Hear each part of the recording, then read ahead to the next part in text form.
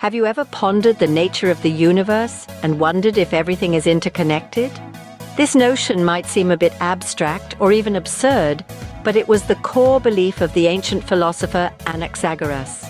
His philosophy, a blend of cosmology, metaphysics, and biology, posed a radical challenge to the conventional wisdom of his time.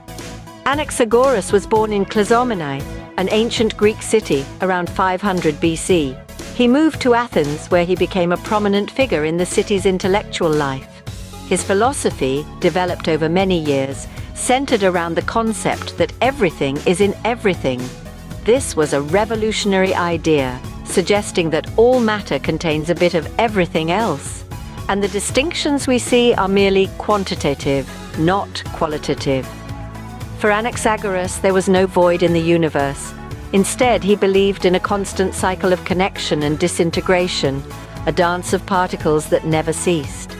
This dynamic process didn't cause a change in the quality of things, but rather a quantitative shift. For instance, a piece of meat has everything in it, but there is more flesh. A bone has everything, but there is more bone. So, nothing changes from one thing to another. It simply gains more of something, tipping the balance and becoming what it is. Yet, despite his belief that everything is in everything, Anaxagoras also proposed the existence of seeds, or primary elements that held a privileged status. These seeds were the building blocks of more complex things, the foundational components from which all else was constructed. If one were to divide these seeds, they would find the same thing again and again ad infinitum. The source of movement in Anaxagoras's universe was a factor external to the material world, which he called mind or intellect.